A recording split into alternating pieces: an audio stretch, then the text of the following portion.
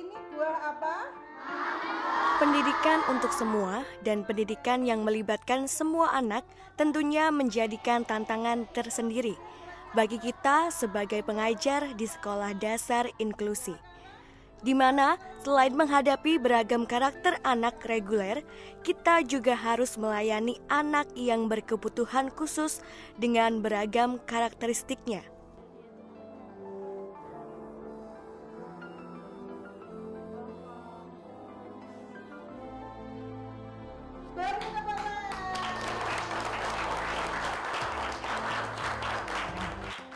Untuk pendidikan inklusi di Indonesia sesungguhnya sudah menjadi hak bagi setiap anak yang masuk usia sekolah. Artinya mereka yang dinyatakan atau karena mengalami gangguan ataupun kekurangan baik dari pendengarannya ataupun perilakunya ataupun penglihatannya atau mungkin yang lain karena gangguan dari hormonnya, maka mereka itu punya hak untuk mendapatkan pendidikan. Seperti yang sudah dicetuskan dalam statement Salamanca bahwa education for all, artinya pendidikan untuk semua. Dalam hal ini dapat dimaknai bahwa siapapun dengan kondisi apapun dan yang bersangkutan masih mampu untuk dididik dan perlu mendapat pendidikan, maka dia punya hak yang sama seperti anak-anak normal lainnya.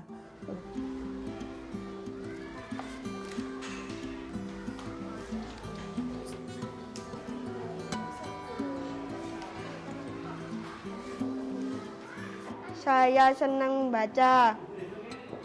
Saya jadi tahu banyak hal. Setiap hari saya dan teman-teman pergi ke perpustakaan untuk baca.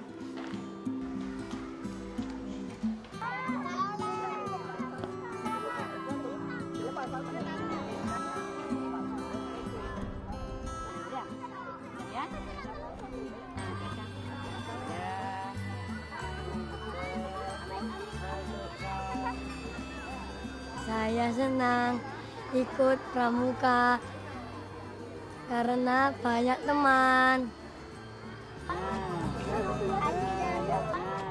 Dengan adanya statement Salamanca dan itu sudah ditindaklanjuti oleh pemerintah Indonesia, khususnya dalam hal ini menjadi tanggung jawab dari Kementerian Pendidikan dan Kebudayaan, maka apa yang menjadi konsep education for all sudah dilaksanakan.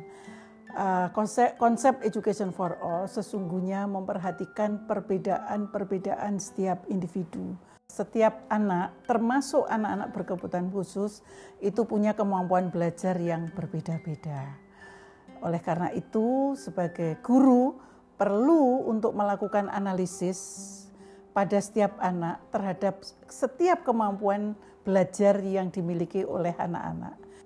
Perlu dipahami oleh guru bahwa kemampuan setiap anak yang berbeda-beda itu bukan menjadi satu kelemahan tetapi menjadi sebuah kelebihan.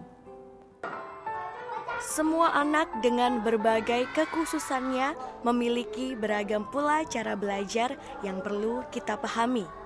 Karena hal ini akan mempengaruhi proses pembelajaran di kelas. Berbagai kemampuan belajar anak: 1. Verbal atau linguistik, 2. Logika atau matematika, 3. Visual atau spasial, 4. Tubuh atau kinestetik, 5. Musik atau irama, 6. Antar pribadi, 7. Dalam diri, 8. Alami.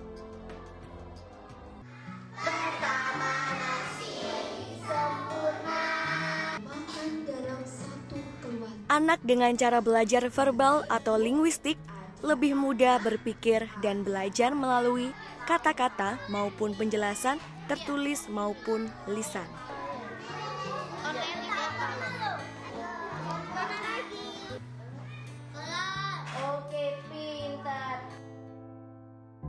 Anak dengan cara belajar logika atau matematika berpikir dan belajar melalui perhitungan.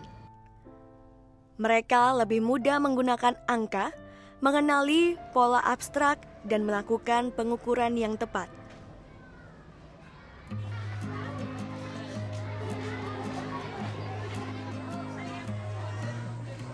Anak dengan cara belajar visual atau spasial kebanyakan menyukai seni seperti menggambar, melukis, membuat patung, dan lain-lain. Mereka bisa membaca grafik dengan mudah.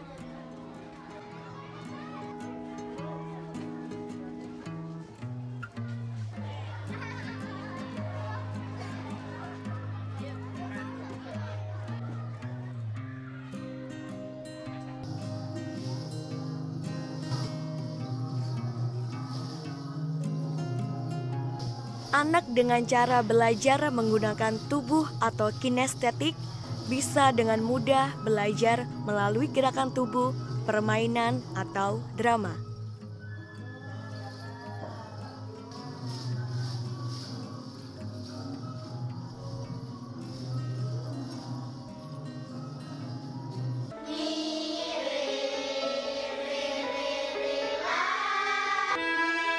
Anak dengan cara belajar musik atau irama lebih mudah berpikir dan belajar melalui bunyi, rima, irama, atau ritme dan pengulangan. Do, re, mi, fa, sa.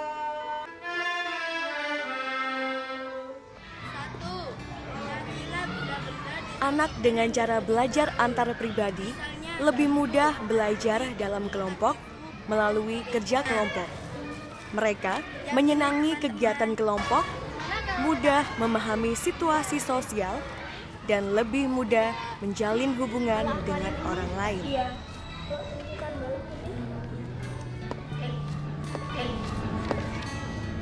Ayo jadi yang lainnya teman-teman.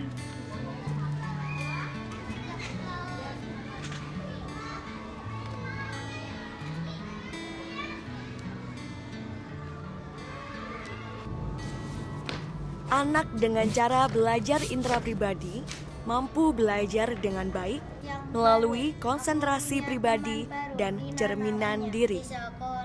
Mereka lebih mudah bekerja sendiri dan paham akan perasaan sendiri serta mengetahui kekuatan dan kelemahan diri.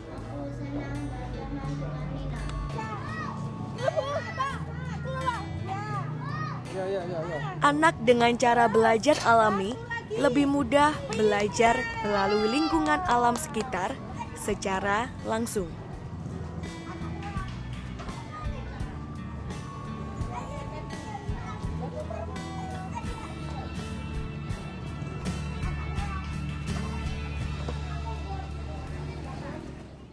Dengan memahami berbagai cara belajar anak yang kita hadapi, kita bisa menyusun sebuah strategi pembelajaran yang tepat, di mana bisa mencakup semua kekhususan dan berbagai cara belajar mereka. Selain itu, perlu juga diperhatikan bagaimana kita bisa mengoptimalkan fungsi indera.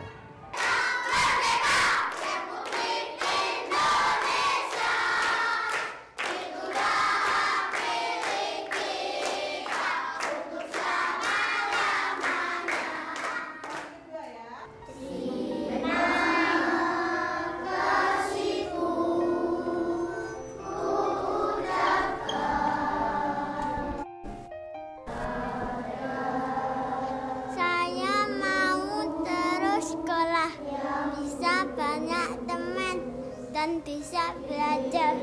Semangat! Lihat, ini hasil karyaku, cantik kan? Sangat penting bagaimana mengelola kelebihan siswa berkebutuhan khusus untuk menjadi sebuah kekuatan yang bisa sebagai modal awal mereka untuk lebih percaya diri.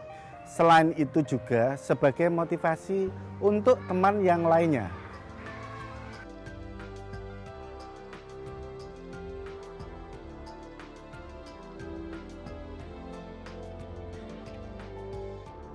Tepuk semangat.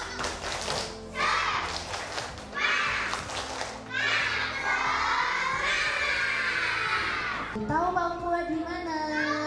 Tahu. Oh, kita. Apa lagi? Ya, kunci. Oke, lihat ke depan, tangan dilipat. Onel pintar.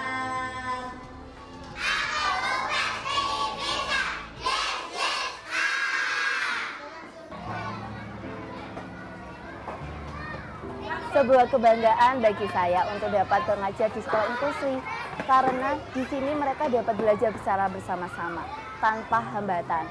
Mereka di sini dapat belajar dengan teman-teman yang lain dan tanpa terkecuali. Mereka dapat membantu dengan sesama temannya meskipun ada yang kekurangan atau ada kelebihan, tapi mereka dapat belajar bersama-sama.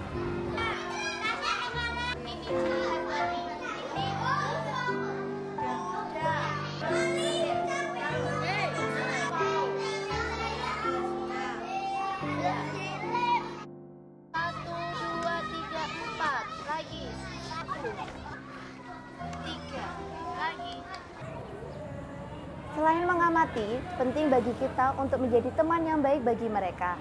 Karena menjadi teman yang baik, kita akan mengetahui kelebihan yang mereka miliki.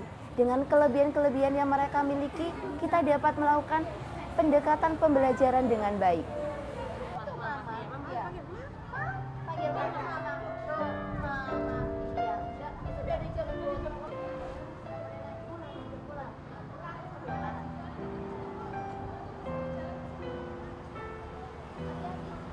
Selain itu, pentingnya berkomunikasi dengan orang tua.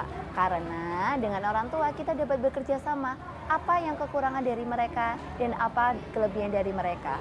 Karena hambatan-hambatan yang mereka lakukan, yang mereka miliki dapat kita selesaikan secara bersama-sama.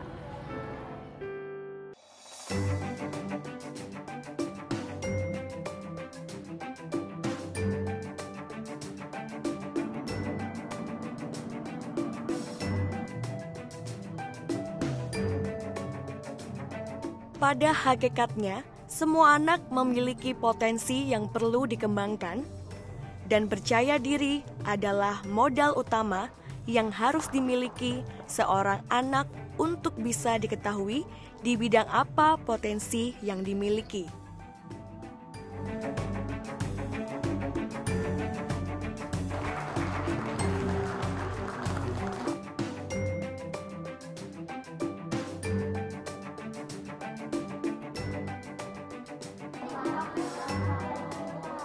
Setiap anak duduk saling berhadapan, mereka diminta untuk saling bercerita tentang diri mereka masing-masing secara bergantian. Sehingga secara tidak langsung mereka akan saling mengenal serta mengetahui apa kelebihan dan kekurangan temannya. Dari sini akan tumbuh rasa percaya diri seorang anak.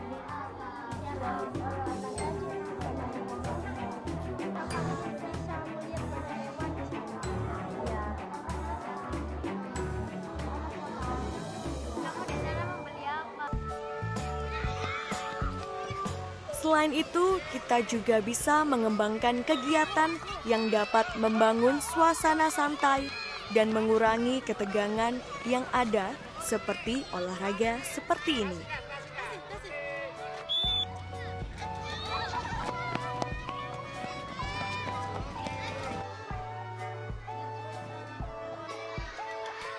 Cara lain yang dapat menumbuhkan rasa percaya diri kepada anak adalah dengan mengembangkan pembelajaran kooperatif.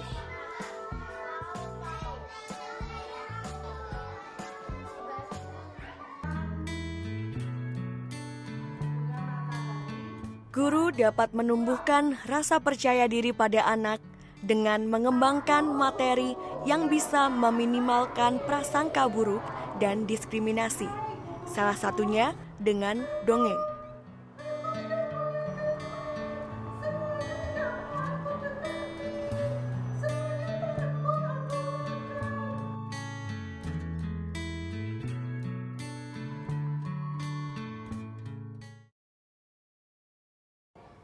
Di SD inklusi sangat penting dibangun kebersamaan antara kepala sekolah, guru-guru, orang tua murid, dan tidak lupa pula peserta didik dan komite sekolah.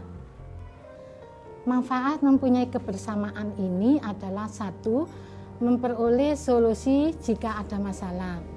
Kemudian melakukan tindak lanjut dengan benar dan mudah.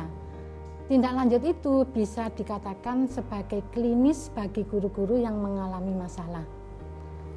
Kali ini saya akan memberikan suatu permainan alternatif yang dapat digunakan untuk menyertakan anak-anak berkebutuhan khusus dalam bermain bersama dengan anak-anak yang lain. Nama permainan ini adalah gentong berbisik. Gentong dalam artian di sini ada salah satu anak yang berfungsi atau dijadikan sebagai gentong. Dia akan menampung semua informasi yang berasal dari teman-temannya. Sedangkan berbisik adalah membisikkan kata atau nama atau kalimat kepada gentong. Tujuan dari membisikkan kata ini adalah akan terjalin kedekatan antara anak yang membisikkan dengan anak yang dibisiki. Apalagi atau utamanya anak-anak yang berkebutuhan khusus ketika membisikkan kata atau nama kepada anak tersebut, maka akan terasa kedekatan. Tidak akan canggung atau tidak merasa risih ketika anak berkebutuhan khusus itu membisikkan kata kepada si gentong tersebut. Aturan permainan dalam gentong berbisik ini adalah yang pertama, siswa akan kita bentuk menjadi dua kelompok, kelompok 1 dan kelompok 2. Setelah itu kita juga akan menentukan siswa yang akan menjadi gentong.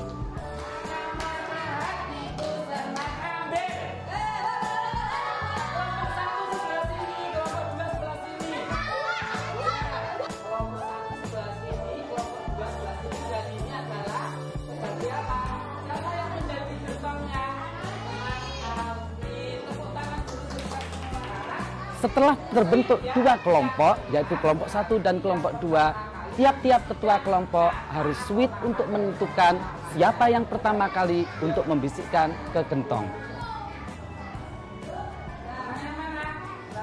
Setelah sweet, maka kelompok yang menang berhak membisikkan kata ke gentong, nama atau kata pemain, salah satu pemain dari kelompok lawan. Setelah itu, setelah membisikkan, dia harus kembali ke tempat.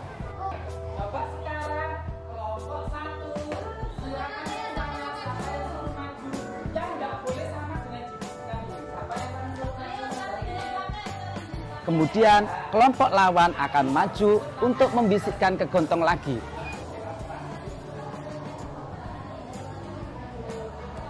Silakan kembali, gentongnya diam saja. Silakan kelompok sini yang maju.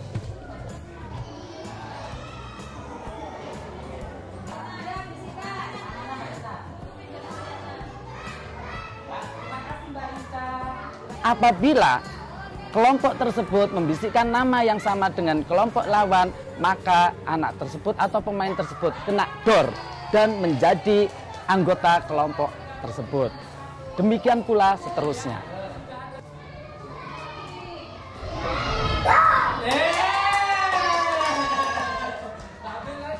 Permainan ini akan berakhir apabila waktu yang ditentukan dalam permainan sudah habis dan kelompok dengan jumlah lawan yang menjadi anggotanya yang paling banyak, dialah yang menjadi pemenangnya.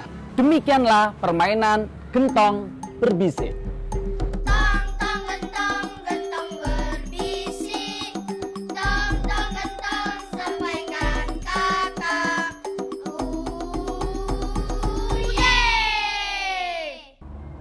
Untuk mewujudkan kebersamaan di sekolah ini, dilaksanakan kegiatan makan bersama dengan tujuan agar siswa-siswi di sekolah ini tumbuh kembang menjadi anak yang sehat, cerdas, dan sukses. Mereka saling membantu, diantaranya membantu untuk memotongkan lauk, memotongkan kerupuk, mengambilkan minum, dan mencucikan piring. Kegiatan tersebut merupakan suatu bentuk kegiatan, yaitu khususnya dalam rangka pelaksanaan pendidikan karakter di sekolah ini, khususnya poin peduli sosial, sehingga anak-anak kami yang berkebutuhan khusus tumbuh menjadi anak yang lebih percaya diri. Sedangkan untuk teman-teman yang lain bisa tumbuh rasa saling membantu dan kebersamaan sesama teman. Suasana seperti ini sangat bagus dikembangkan untuk menjadikan setiap anak saling bekerja sama dan saling memahami satu dengan lain. Dengan demikian, akan terbangun kehidupan inklusif yang sesungguhnya, baik itu di sekolah, pada khususnya maupun di lingkungan masyarakat pada umumnya. Inilah dasar dari konsep sekolah inklusi.